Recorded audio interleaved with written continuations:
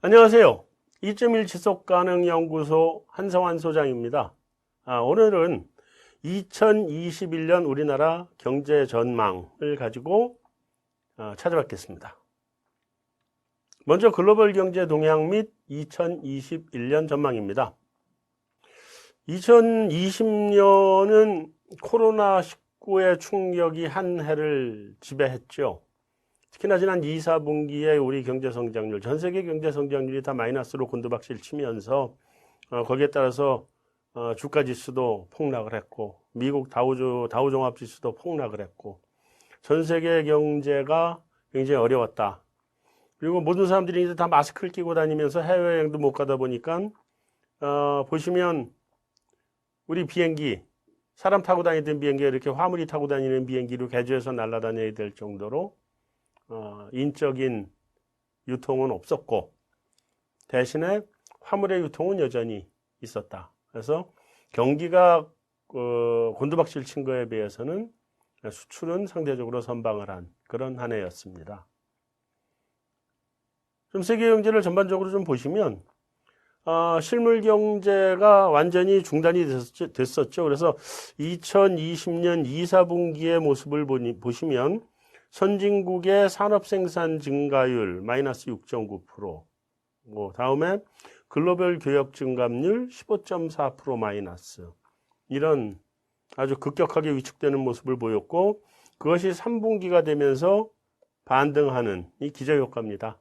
바로 직전이 워낙 나쁘니까 자연스럽게 반등하는, 정상으로만 돌아오더라도 반등하는 모습을 보이는데, 잘 보시면 빠질 때는 마이너스 6.9, 올라갈 땐 플러스 4.3, 그럼 평균을 내면 여전히 마이너스겠죠. 네. 글로벌 제조업 지수를 보시더라도 2, 4분기가 극도로 악화됐다가 3, 4분기 되면서 회복되는 모습이 나타나는데, 그 특징을 보시면 제조업이 나빠지는 것이 서비스업이 나빠지는 것보다는 상대적으로 덜합니다. 그러니까 서비스업이 훨씬 더 타격을 받았다. 그건 왜 그러냐? 제조업은 공장에서 만들어서 소비자한테 직접적으로 직배 형식으로 배송이 되는 반면에, 서비스업은 대부분이 다 사람들이 대면으로 하는 것들이 서비스업이기 때문에 그 부분이 타격을 받을 수밖에 없었다. 먼저 미국 경기를 보시면요, 미국 경기가 제일 중요합니다. 미국 경기는 세계 경제의 25%를 차지합니다. 4분의 1이니까 굉장히 큰 경제죠. 그래서 우리나라 수출이 지금 보시면 중국 향이 한 30% 정도 되고, 미국 향은 한 10%가 채 안 될 텐데, 그렇다고 해서 미국이 우리나라 수출의 10%밖에 안 쓰냐? 그렇지 않습니다. 중국을 통해서 우회 수출이 되고, 이렇게 해서 결국은 우리나라 제품의 25%는 미국으로 간다고 보시면 되고요. 유럽이 미국에 비해서 좀 작아서 한 6% 유럽 전체가 그 정도 될 텐데, 우리나라가 만든 게 그 정도는 또 유럽으로 간다고 이렇게 보셔야 됩니다. 다만 우리의 수출이 중국을 거쳐서 거기서 재가공돼서 나가기 때문에 우리와 중국 경제가 긴밀하게 엮여 있는 것이지, 세계 경제에 어디로 가느냐는 다 똑같은데, 그러다 보니까 우리 이 미국 경제가 세계 경제에서 차지하는 비중이 큰 만큼 또 미국 경제의 영향도 굉장히 큽니다. 그래서 우리가 미국 경제를 안 볼 수가 없는데, 미국 경제는 소비가 전반적으로 잘 반등을 해줬고, 또 부동산 시장이 그렇게 심하게 죽질 않았습니다. 그래서 이런 것들이 호조를 보이면서 3분기 경제 성장률이 33.1%를 기록했습니다. 이게 2분기에 31.4% 마이너스니까 두 개를 이렇게 평균 낸다 그러면 3분기에 상대적으로 굉장히 좋았다. 미국 경제는 덜 영향을 받았다. 이렇게 보시면 좋을 것 같습니다. 33%니까 굉장히 큰 것 같죠? 이게 분기 성장률을 연율로 바꿔 환산해 놓은 겁니다. 그러니까 이걸 4분의 1 정도로 나눠야 분기 성장률이 나오는데, 그럼에도 불구하고 33%라는 성장률을 본 거는 굉장히 특이한 성장률이다. 이제 고용이나 소비 이런 것들을 봐도, 고용은 심각하게 안 좋아졌었죠. 안 좋아졌던 게 반등해서 지금은 상당히 실업률이 좀 낮아진, 한때는 한 15% 정도까지 올라갔던 실업률이 10% 미만으로 내려온 그런 상태인데, 그럼에도 불구하고 그 이전에 한 3% 미만의 실업률에 비하면 여전히 실업률이 높은 상태로서 이 부분이 굉장히 취약한 앞으로 경기 회복에 발목을 잡는 부분이 될 가능성이 굉장히 크다. 이렇게 생각을 하시면 되겠습니다. 뭐 산업경기지표나 투자선행지표 이런 것들은 다 좋고요. 그다음에 경기선행지수나 경기 침체 가능성 이런 것들은 경기 침체 가능성은 이 빨간 오른쪽에 이 빨간 그래프를 보시면 이게 경기 침체 가능성인데 보시면 경기 침체 가능성이 굉장히 40% 정도까지 치솟았다가 20% 밑으로 내려와서 이제 10% 조금 넘는 그런 정도 수준까지 온 모습을 볼 수 있는데 이렇게 돼서 경제가 침체될 가능성은 상대적으로 굉장히 낮아진 상태다. 그래서 미국 경기가 세계 경기를 이끌고 가는 그런 힘이 굉장히 빠르게 회복되고 있다. 그래서 내년에는 올해보다는 그래도 조금은 나은 해가 될 거다. 이렇게 생각을 하셔도 무방할 것 같습니다. 자, 유럽입니다. 이 제목 뺀 거 보시죠. 여기 unavoidable damage. 유럽은 제가 조금만 길게 유럽에 대해서 말씀을 드리면 이 경제가 좀처럼 활력을 찾지 못하는 경제입니다. 유럽의 경제가 활력을 찾지 못한 이유는 간단합니다. 그러니까 1700년대 초반에 산업혁명이 일어나면서 유럽이 전 세계의 발명이라는 걸 다 주도를 했거든요. 그때 미국은 존재하지도 않았던 나라고요. 근데 미국은 뭐 그런 땅이 있었다 이런 거지 미국이란 나라가 만들어진 건 아니죠. 근데 그 당시에는 유럽에서 뭐 카트라이트가 방적기를 만들고 무슨 뭐 와트가 전기기관을 만들고 이런 발명들을 만들면서 그런 뭐 방적기 이게 별거 아닌 것 같아도 그게 세계 경제를 한 100년 이상 이끌고 가는 그런 혁신이었습니다. 왜냐하면 그 이전에는 상상도 못한 그런 혁신이 나온 거니까. 전기기관 마찬가지죠. 철도 마찬가지죠. 이런 모든 것들이 전부 다 세계 경제를 100년 이상씩 하나하나가 100년 이상씩 끌고 갈 수 있는 경제 성장을 유도하는 그런 동인이었는데 그런 게 유럽에서는 지금 더 이상 나오질 않습니다. 지금 그런 게 나오는 건 미국밖에 없어요. 미국에서 계속 새로운 기술들이 나오죠. 새로운 기술이라고 하는 것보다도 아이디어의 변화. 그게 휴대폰 같은 것들도 뭐 아이폰으로 확 바꿔놓으면서 노키아니 뭐니 다 죽었잖아요. 그래서 이런 것들이 미국에서 나오고 더 이상 유럽에서 나오지 않기 때문에 유럽은 더 이상 성장 시장으로서의 의미는 별로 없다. 다만 사이즈가 그래도 상당히 크기 때문에 뒤에 보면 비중이 나옵니다만 사이즈가 여전히 미국의 한 70% 정도의 사이즈가 되기 때문에 이 유럽이 소비 시장으로서의 의미가 있다. 이렇게 보셔야 될 것 같고요.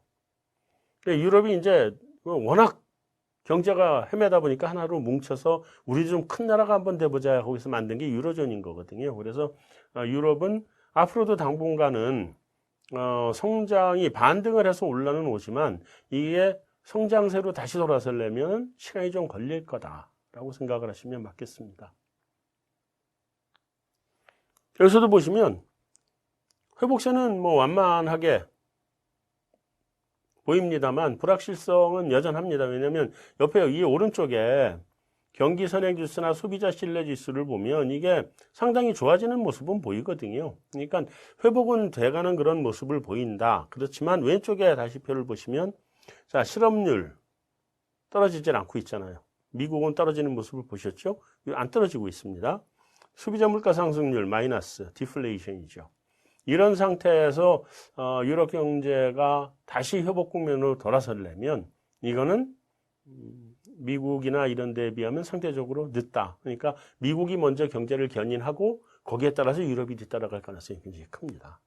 거기 그리고 또 한 가지는 요즘 뭐 계속 봉쇄 조치하고 통금하고 뭐 유럽이 다 다시 코로나 문제 때문에 다시 빠진 상태라서 유럽은 회복 지연 올해까지는 회복이 힘들 거로 보고요. 빨라야 내년 이후에 백신이 좀 많이 상용화되고 그리고 난 이후에나 유럽 경제는 좀 좋아질 거로 생각하시는 게 맞겠습니다. 일본입니다. 일본도 제목을 보시면 이렇게 unclear recovery 유럽이라 별 차이가 없죠. 일본 경제도 유럽 경제와 마찬가지로 경제 그 혁신이 더 이상 나오지 않고 있습니다. 옛날에 소니가 워크맨을 만들고 도요타 자동차가 막 미국 시장을 막 점령을 하고 이러던 1970년대나 80년대에 이런 경제 활력이라는 게 더 이상 보이지 않고 새로운 상품도 나오지 않고 그나마 옛날에는 소니 브라운관 TV가 세계 최고였는데 삼성전자가 다 뒤집어 버렸고 뭐 이런 그러니까 일본에서 더 이상 세계를 대표하는 최고의 상품이라고 하는 게 나오질 않고 있는 상황이어서 일본 경제도 굉장히 힘든 경제다. 그리고 성장률이 플러스를 내기가 매우 어려운 그런 경제다. 이걸 우리가 기본적으로 그렇게 생각을 하셔야 되고요. 그럼에도 불구하고 그 이전에 이럴 때는 그 일본 경제가 좀 플러스를 냈어요. 이게 아베노믹스가 일시적으로는 성공할 수 있는 경제 정책이었고 그것이 효과를 보여서 플러스를 냈는데 지금 이 마이너스 나서 회복하지 못하는 모습을 보시면 일본 경제가 이게 쉽게 회복하기는 어려운 경제다. 그리고 이게 3분기에 어땠느냐 보면 소매 판매 증가율 뭐 별로 이렇게 회복이 안 되잖아요. 소매 판매가. 이런 것들을 보면 일본이 경제가 다시 회복하는 건 유럽처럼 굉장히 시간이 오래 걸릴 거다. 왜냐면 경제가 유럽 경제나 일본 경제는요. 이제 남의 나라에 대고 이런 얘기를 해서 미안하지만 늙은 경제입니다. 경제가 늙은 경제는 외부에서 충격이 한번 오면 그 충격에서 회복해 나가는데 시간이 굉장히 오래 걸립니다.